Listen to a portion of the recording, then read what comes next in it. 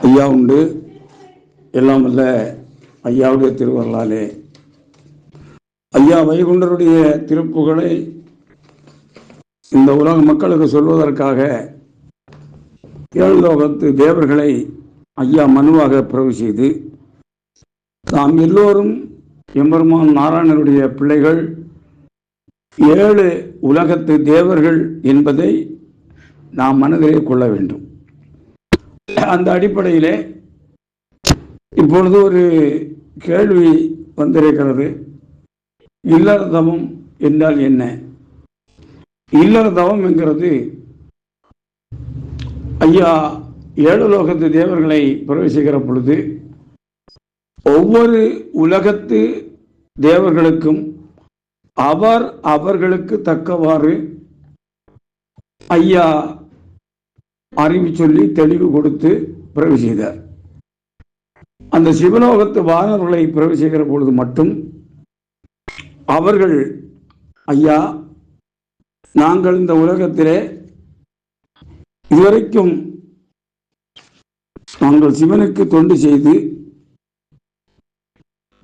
ஆண் இல்லை, பெண் இல்லை, அனந்தாசை இல்லை, காம கழிவில்லை, இன்பம் இல்லை, துன்பம் இல்லை, இரு வினைகள் இல்லை, மரசலம் இல்லை, இப்படி தங்களுடைய நிலைகளை சொன்னாங்க. அப்போ கலியுகத்தினுடைய ஐயாவுடைய அவதாரம், மக்களுக்கு இனி ஒரு பிறவி இல்லை, இனி ஒரு மரணம் இல்லை, மரணமில்லா பெருவாழ்வுக்குரிய வழிபாடு தான் ஐயாவளி. இங்க பார்த்திருப்பீங்க, ஐயாவளியில் உள்ள மக்கள் தான் அதிகமாக கலியுகத்தில் ரொம்ப ஏழ்மையிலும் கஷ்டத்தில் இருப்பாங்க. காரணம், பிறவி அத்து போகணும்னா அகங்காரம் கூடாது, ஆணவம், தற்பெருமை, தன்னை பற்றிய பெருமையான வார்த்தைகள் இதெல்லாம் வரவே வரக்கூடாது. பிறவி அத்து போனோம்னா இதெல்லாம் அற்று போகணும். நம்மளை பற்றி எந்த விதமான ஒரு பெருமையோ இல்லை ஒரு உயர்வான எண்ணங்களோ நமக்கு இருக்கக்கூடாது என்கிறதுக்காக தான் ஐயாவளி மக்கள் அதிகமாக ஏழைகளாக, எளியவர்களாக, பண்டாரங்களாக, பரதேசிகளாக இந்த உலகத்தில் ரொம்ப ஒரு கஷ்டமான சூழ்நிலையில் வாழ்வது போல் தோன்றும். ஆனால் உண்மை நிலையில் அவங்களுக்குள்ளதான் ரொம்ப அதிகமாக வளர்ந்துருக்காங்க. அதனால ஐயா வானவர்கள் சொல்லுகிற பொழுது, இல்லறத்தை விட்டு தவம் இல்லைகான் வேறு ஒன்று, அதனால அருளி என்றும் இருளி என்றும் மானம் இல்லார் என்றும் வராது மேற்பிறவி. அதனால ஆணுக்கு ஒரு பெண் அன்றூழி காலம் எல்லாம்.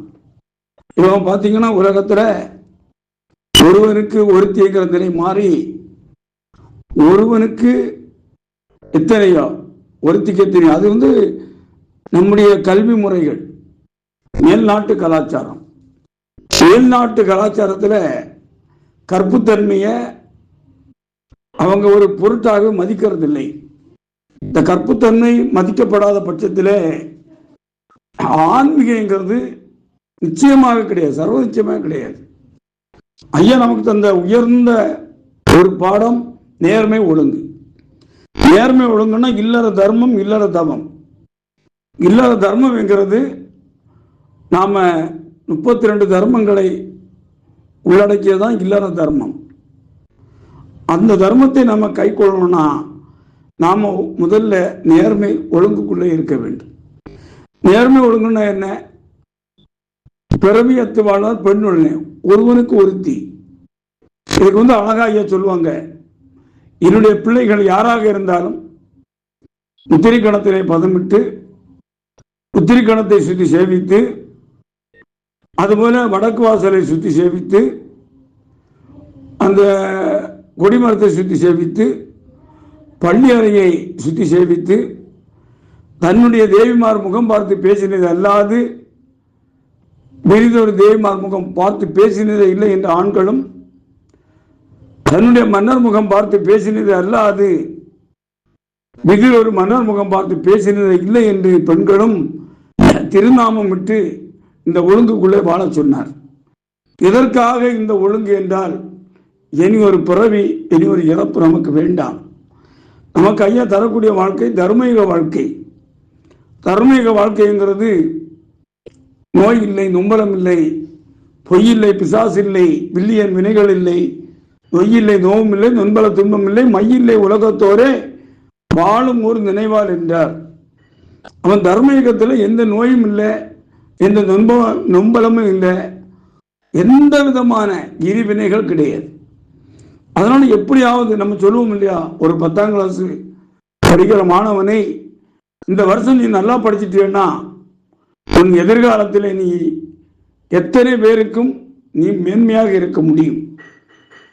அப்படி நீ இந்த வருஷத்தை சரியா படிக்கலைன்னா இன்னொருவருக்கு நீ அடிமையாக போக வேண்டியிருக்கும். அதுபோல இந்த கலியுகத்தை நாம் சிறந்த முறையில் வாழ்ந்து காட்டினோம் என்றால் நாம் எல்லோருக்கும் மேன்மைப்பட்டவர்களாக எந்த விதமான துன்பம் இல்லாத ஒரு சுதந்திர தன்மையிலே நாம் பேரின்ப பெருவாழ்வை பெற முடியும். அதே சமயத்தில் இந்த உலகத்திலே கலியுகத்திலே நாம் சரியான முறையில் வாழவில்லை என்றால் ஐயா சொன்ன அகிலத்திரட்டு அம்மானை அருள்நூலை படித்து அதனுடைய பொருள் உணர்ந்து நம்ம வாழவில்லை என்று சொன்னால், படிக்காத மாணவன் நினைச்சு பாருங்க, இன்னைக்கு படிக்காதவனுக்கு ஒரு திருமணம் நடப்பதற்கு எவ்வளவு சிரமமாக இருக்கிறது. படிக்காதவனுக்கு இந்த உலகத்தில் எந்த விதமான ஒரு அங்கீகாரம் இல்லை. நீ நல்லா படிச்சிருக்குதியா, நல்ல வேலை இருக்கா, சம்பளம் நல்லா இருக்கான்னு தான் கேட்குறாங்க. அது என்ன, அவன் 10ஆம் வகுப்பை 12ஆம் வகுப்பை நன்றாக படித்திருந்தால் அவன் விரும்பிய கல்லூரியில் படித்து அவன் விரும்பிய வேலையில், அவன் நினைக்கிற வேலையில் அவனால் ஒரு வேலை செய்ய முடியும், நல்லா படித்தவனுக்கு.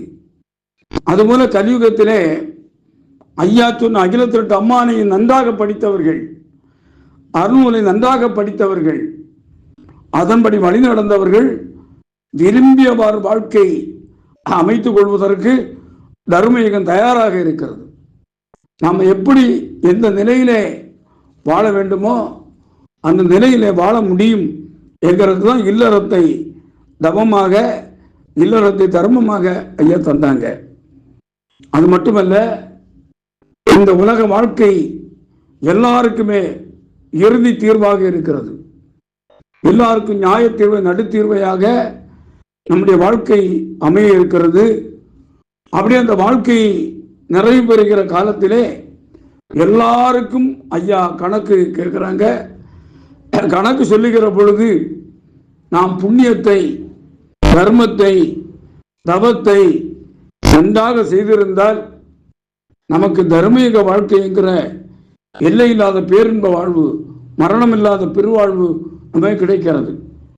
அதே சமயத்தில் கடவுள் சொன்னபடி நம்ம நடக்காம நம்முடைய மனம் போல நம்ம வாழ்ந்திருந்தால், தாறுமாறாக வாழ்ந்திருந்தால், கலி தன்மையிலே வாழ்ந்திருந்தால், கடவுளிடத்திலே கணக்கு சொல்லிக்கிற பொழுது நமக்கு எந்நேரம் துயரமான துன்பம் ஆன அந்த மரணம், துன்பம், மரணம் அல்ல, பயங்கரமான துயரம். இப்பொழுது நமக்கு 2 நிலை இருக்கிறது. ஒன்று சிற்றின்பம், ஒன்று சிறு துன்பம். நம்ம கலியுகத்தில் படுகிற துன்பங்கள் எல்லாம் சின்ன சின்ன துன்பங்கள் தான். இங்க அனுபவிக்கிற இன்பங்களும் சின்ன சின்ன இன்பங்கள் தான். ஆனால் இந்த நடுத்தீர்வைக்கு பிறகு கடவுளிடத்திலே நாம் கணக்கு சொன்ன பிறகு பேரின்பம் எல்லை இல்லாதது. அதுபோல மரணம், பெரும் துன்பம், நரகம் எந்நேரம். ஏன்னா உயிருக்கு அழிவில்லை. நன்றாக பதிவு பண்ணி கொள்ளுங்கள். நம்முடைய உயிருக்கு என்றைக்கும் அழிவில்லை. யாருடைய உயிருக்கும் அழிவில்லை. எந்த ஆன்மாவுக்கும் அழிவில்லை. அதனால அந்த ஆன்மாவுக்கு நம்ம கொடுக்கக்கூடிய வாழ்க்கை தான் அந்த தர்மயுக வாழ்க்கை. இல்லைன்னா பெரு நரகம், பெரும் துன்பம். அப்போ நம்ம உயிரை நம்ம காக்க தெரியலன்னா இதைவிட அறிவீனம், இதைவிட பலகீனம், இதைவிட அஞ்ஞானம் என்ன இருக்கு? ஆக அந்த உயிருக்காக வாழ கற்றுக்கொள்ளுங்கள். உங்கள் ஆன்மாவுக்காக வாழ கற்றுக்கொள்ளுங்கள். உடல், மனம் இது 2 நம்முடையது அல்ல. உடல் பஞ்சபூதங்களால் ஆனது. மனங்கிறது உலகத்தின் எண்ணங்களால் ஆனது. ஞானம் வருகிற பொழுது உடல் மனம் கடந்து அந்த இறைத்தன்மைங்கிற ஆன்மத்தன்மை உயிர்த்தன்மையில நாம பிரகாசிக்கிறோம். உயிர்த்தன்மை தான் நம்முடைய நிலை. நான் என்றால் உயிர்த்தன்மை. நான் யாராக இருக்கிறேன்? உயிராக. இப்ப ஐயா சொல்லுவாங்க சாணார். சாணார் என்றால் என்ன? போனா பொருளை தொடர்ந்து கண்ட மன்னவர். அப்போ இறைவனை எப்பொழுதும் கண்டு கொண்டிருக்கிறது உயிர்த்தன்மைக்கு மட்டும்தான் முடியும். இந்த உடலாலோ இந்த மனதாலோ இறைவனை காண முடியாது.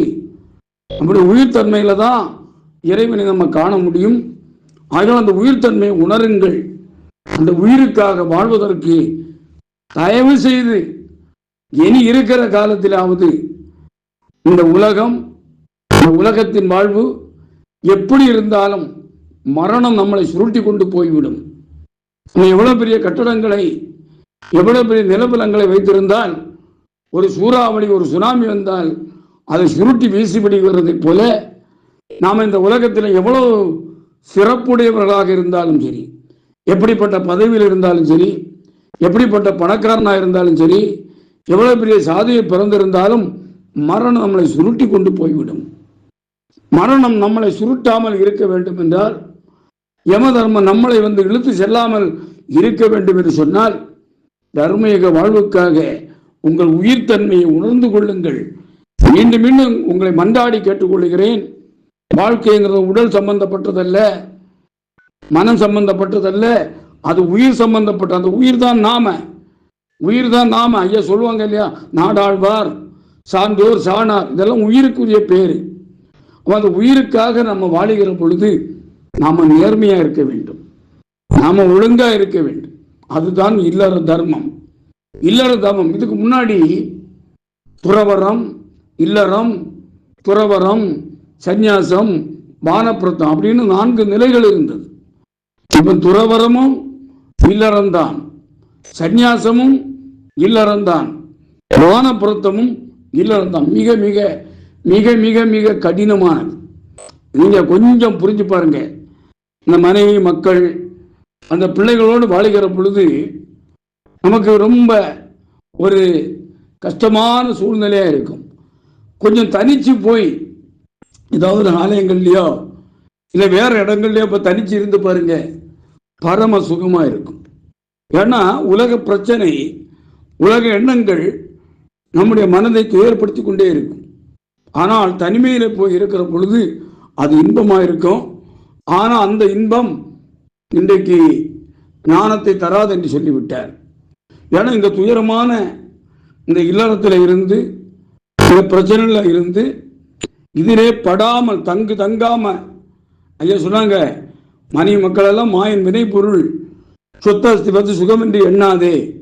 தாமரையில எப்படி தண்ணீரில் ஒட்டாதோ அதுபோல நாம இல்லற தவத்திலே இருந்து உலகத்திலே பற்றாமல் வாழ கற்றுக்கொள்ள வேண்டும். இது மிக மிக மிக மிக கடினம். ஏன்னா மனைவிங்கிற பாசம், மக்கள்ங்கிற பாசம், அண்ணன் தம்பிங்கிற பாசம், அம்மா அப்பாங்கிற பாசம், இதெல்லாம் நம்மளை பிறவிக்கு மீண்டும் இழுத்து செல்லக்கூடிய தலைகள்.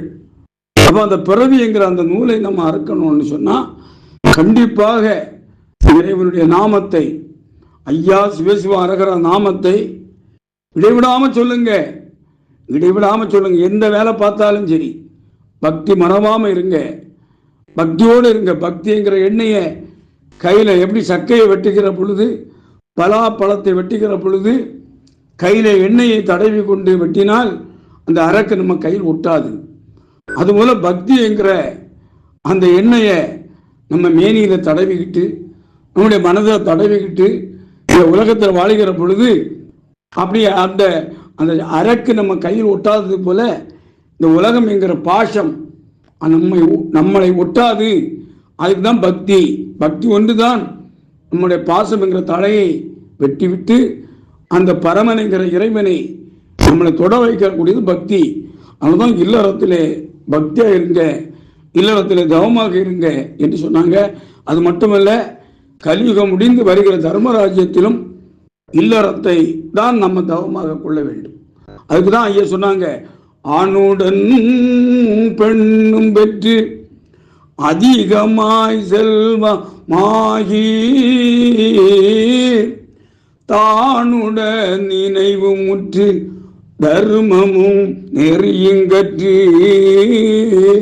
வேணு நீர் காலமெல்லாம் மெல்லியருடனே வாழ்ந்து பூணுதல் கமலநாதன் பொற்பாதம் பெற்று வாழுவி. அந்த விருத்தம் பாருங்க, ஆணுடன் பெண்ணும் பெற்று, ஆணும் பெண்ணும் இறைவனுடைய அருளை பெற்று அதிகமாக செல்வம். செல்வம் என்றால் காசு பணம் பொண்ணு பொருள் அல்ல, அருள் செல்வம். அந்த அருள் செல்வம் எங்கே இருக்குன்னா நம்முடைய காது. செல்வத்துள் செல்வம் செவிச்செல்வம், அச்செல்வம் செல்வத்துள் எல்லாம் தலை. இறைவனுடைய வார்த்தைகளை, இறைவனுடைய நாமத்தை, இறைவனுடைய திருப்புகளை, இறைவனுடைய கதைகளை நாம் எவ்வளோ தூரம் காது கொடுத்து கேட்குறோமோ அந்த அளவுக்கு நாம் செல்வ நாயகனாக. அந்த செல்வம் என்ன செல்வம் அப்படின்னா, தகருமோ நான் தரும் தங்க காசு. ஐயா தருகிற தங்க காசு என்னது? அவர் தான் தங்கம், ஐயா தான் தங்கம். அந்த தங்கமான தங்க திருமேனி, அந்த தங்கமான கடவுள் நமக்குள்ளே வருகிறார், நம்மளையும் தங்கமாக மாற்றுகிறார். அவர் சொல்வார் பரிசம். பரிசம் என்றால் தொடுதல். இறைவனுடைய தொடுதல், இறைவனுடைய சேர்க்கை நமக்கு வருகிறது. வருகிற பொழுது நாம அந்த தங்கமான வாழ்வை, தர்மீக வாழ்வை பெறுகிறோம். அதனால செல்வமாகிய தர்மீக வாழ்க்கை நமக்கு கிடைக்கிறது. அதாவது தர்மமும் நிறையும் கற்று அகிலத்தோட படியுங்க, திருப்பி திருப்பி படியுங்க, திருப்பி திருப்பி படிங்க. ஒன்ஸ் மோர் படிச்சுக்கிட்டே இருங்க. படிக்க படிக்க மனம் ஒருநிலைப்படுகிறது. மனம் ஒருநிலைப்படப்பட நம்முடைய மனம் புத்தி கூர்மையாக மாறுகிறது. ஒரு சாணார் என்கிற சொல்லுக்கு பொருள் என்னன்னு கேட்டா, ஊசி முனையிலும் துல்லிபமான அறிவு. ஞானம் என்கிறது தான். நம்முடைய மனதை எவ்வளவு தூரம் ஒருநிலைப்படுத்துகிறோமோ அந்த அளவுக்கு நமக்கு அந்த அறிவு என்கிறது பிரகாசிக்கிறது. அறிவு எவ்வளவு பிரகாசிக்கிறதோ அதுதான் ஆண்டவனை அறியக்கூடிய அறிவு. இறைவனை அறிவதற்கு சாதாரண அறிவு போராது. அகிலத்தோட படியுங்க, திரும்ப திரும்ப படியுங்க, படிச்சுக்கிட்டே இருங்க. ஒரு நாள் அல்லது ஒரு நாள் அந்த தேங்காயிலிருந்து சிரட்டையிலிருந்து தேங்காய் கலந்து விடுவதை போல நம்முடைய ஆன்மா என்கிற நிலைக்கு நாம் சென்று விடுகிறோம். இது எப்போ? கடவுளை படிக்க படிக்க ஆன்ம நிலைக்கு நம்ம செல்லுகிறோம். உடல் மனம் கடந்து ஆன்ம நிலைக்கு சென்று விடுகிறோம். ஆன்ம நிலைக்கு சென்ற பிறகுதான் தர்மம்னா என்ன, அதர்மம்னா என்ன, பாவம்னா என்ன, புண்ணியம்னா என்ன, நல்லது ஏது கெட்டது ஏது என்கிறது நமக்கு தெளிவாக தெரிகிறது. இதுக்கு பிறகுதான் ஞானம். ஞானம் என்கிறது பாவ புண்ணியங்களை உணர்ந்து கொள்கிறது, தர்ம அதர்மத்தை உணர்ந்து கொள்கிறது, நல்லதை கெட்டதை திரிச்சு பார்க்கிறது. இது ஞானத்தால தான் முடியும். அதே போல நம்முடைய மனம் தவறான வழிக்கு செல்லாது, பாவத்தை செய்யாது, அது நல்ல வழியிலே செல்லும். எப்பொழுது இந்த தர்மமும் நிறையும் கற்று அதுக்கு பிறகு வேண்டுநீர் காலமெல்லாம் மெல்லியருடனே வாழ்ந்து. நம்ம தர்மயுகத்தில் மனைவி மக்களோடு தான் வாழப்போறோம். அதான் இல்லற தர்மம். இங்க ஒத்திகை பயிற்சி. இங்க கலியுகத்தில் நம்ம வாழுகிற வாழ்க்கை பயிற்சி. கணவன் மனைவியாக வாழ்றோம், ஆனால் நமக்கு எந்த விதமான சுகமும் கலியுகத்தில் இல்லை. அது யாராவது சொன்னா நான் இல்லறத்தில் சுகமா இருக்கிறேன்னு சொன்னா அது அவங்க இன்னும் இல்லறத்தினுடைய தன்மை அறியல. இந்த உலக வாழ்க்கையை எப்படி பார்த்தாலும் பயிற்சி பள்ளிக்கூடத்தில் படிக்கிற மாணவன்கிட்ட நீ ஆனந்தமா இருக்கிறான்னா இல்லை, அவன் ரொம்ப கஷ்டமாக படிக்கிறான், தீவிரமாக படிக்கிறான், முயற்சியோடு படிக்கிறான். அதுபோலதான் இல்லறத்திலே நாம் இங்க பயிற்சி பண்றோம். ஆனா வாழுகிறது தர்மீகத்தை தான் வாழ போறோம். ஏன் அங்க வாழ போறோம் அப்படின்னா, அங்கே கணவன் மொழிய களவு மொழி பேசாத துணைவி நிலைமை சொல்வேன் அம்மானை. கணவனுடைய வார்த்தையை ஒரு மனைவி மறுதளிக்காமல் பேசணும்னா அந்த மனைவிக்கு ஞானம் இருக்க வேண்டும். கணவனுக்கு ஞானம், மனைவிக்கு ஞானம். அவன் ஒருவருடைய உள்ளம் ஒருவர் அறிகிறார். கணவனுக்கு என்ன வேண்டும், என்ன செய்ய வேண்டும், என்ன பணிவிடை செய்ய வேண்டும் என்கிறது கணவன் சொல்ல வேண்டிய அவசியம் இல்லை. இன்னைக்கு பாருங்க, நம்ம நினைக்கிறது ஒன்றாக இருக்கிறது, நம்முடைய மனைவி செய்கிறது இன்னொன்றாக இருக்கிறது. நமக்கு கோபமும் எரிச்சலும் வருது. இதுதான் கலியுகம். ஆனால் தர்மயுகத்தில் நம்ம எண்ணம் போல வாழ்க்கை, நம்ம நினைக்கிறத தான் அந்த மனைவி நினைப்பா. நம்ம நினைக்கிறது போல பிள்ளைகள் வாழும். பிள்ளைகள் தாய் தந்தையை எதிர்த்து பேசாது, குருவை எதிர்த்து பேசாது. இன்றைக்கு எல்லா பிள்ளைகளும் தாய் தந்தையை மதிக்காத தன்மை, ஆசிரியர்களை மதிக்காத தன்மை, இதெல்லாம் கலித்தன்மை. ஆனால் தர்மயுகத்தில் மாதா பிதா குரு தெய்வம் என்ற 4 பேருக்கும் முதல் இடம் கொடுத்திருப்பாங்க. அதுபோல மனைவி என்கிறவ தன்னுடைய கணவனையை தெய்வமாக பாவிக்கிற தன்மை தர்மயுகத்தில் வாழும். அந்த மாதிரி வாழுகிற பொழுதுதான் தெய்வ நிலை நமக்கு கிடைக்குமுங்க. நம்ம குடும்பம் ஒரு கோவில், நம்முடைய வாழ்க்கைங்கிறதே ஒரு கோவிலாக மாற்றப்பட வேண்டும். அப்படி மாற்றுகிற பொழுதும் தெய்வம் எங்கே இருக்கணும்? கோவிலில் இருக்கணும்னா உள்ளம் எங்க கோவிலில் கடவுள் வரணும்னு சொன்னால் நாம் கணவனும் மனைவியும் ஒன்று சொன்னதை ஒன்று கேட்டு ஒன்றுக்கொன்று அன்பாக நிரப்பாக இருக்கிற பொழுது தெய்வம் அங்கே முழுமையாகிறது. அது தர்மயுகத்தில் நடக்கும். கலியுகத்தில் சர்வ நிச்சயமாக நடக்காது. இந்த கலியுகத்தில் கோபமும் எரிச்சலும் சண்டையும் தான் இருக்கிற தவிர அந்த அன்பான வாழ்க்கை. ஏன்னா கணவனுடைய மனதை புரிந்து கொள்வதற்கு மனைவிக்கும், மனைவியுடைய உள்ளத்தை புரிந்து கொள்வதற்கு கணவனுக்கும் ஞானம் வேண்டும். அந்த ஞானம் ஐயா ஒரு சண்டை முழங்குகிற பொழுது செல்ல மனுக்கள் தேகம் அது பொன்னிறமாய் அவங்களுடைய கண்ணை ஞான கண்ணாக கொடுத்து அதுக்கு பிறகுதான் தர்மயுகத்தில் நம்மளை வாழ வைக்கிறாங்க. அதனால தான் அந்த தர்மயுகத்தில் சென்று ஆணுடன் பெண்ணும் பெற்று அதிகமாய் செல்வமாகி தானுடன் நினைவு முற்று தர்மமும் நிறையும் கற்றி வேணுநீர் காலமெல்லாம் மெல்லியர் உடனே. மெல்லியர் என்றால் 3 நிலை இருக்கிறது. மெல்லினம், வல்லினம், இடையினம். வல்லினம் என்கிறது அரக்கத்தனமான பெண்கள், இடையினம் என்கிறது மனித தன்மையான பெண்கள், மெல்லினம் என்கிறது கடவுளான பெண்கள்.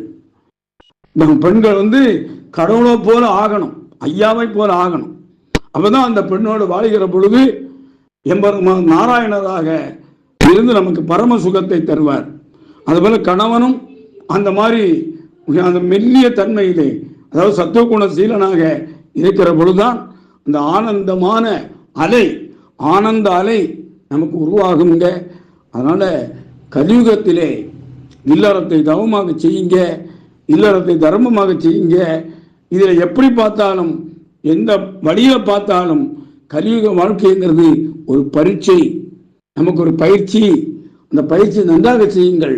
ஒருவருக்கு ஒரு தாழ்மை, ஒருவருக்கு ஒரு அன்பு, ஒருவருக்கு ஒரு பணிவு, இப்படிப்பட்ட நல்ல குணங்களை கற்றுக்கொள்ள வேண்டும். நாம உங்களுக்கு ஒரு முக்கியமான செய்தி சொல்றேன்.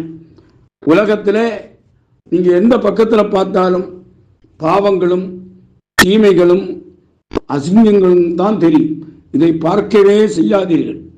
எதிர்நிலை எண்ணங்கள், அவன் நல்லா இல்லை, இவன் நல்லா இல்லை, அவ அப்படி இவன் இப்படி, இந்த பேச்சே பேசாதீங்க.